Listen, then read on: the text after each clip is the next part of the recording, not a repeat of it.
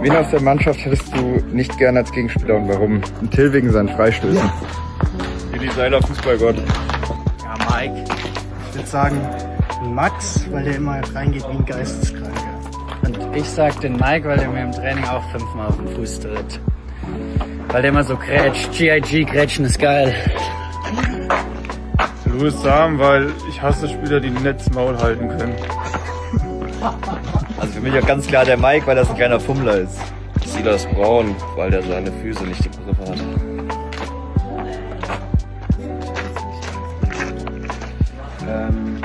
Silas Braun und Basti Lotter. Mike Klein, weil der einfach alles umdreht. Das würde ich auch sagen.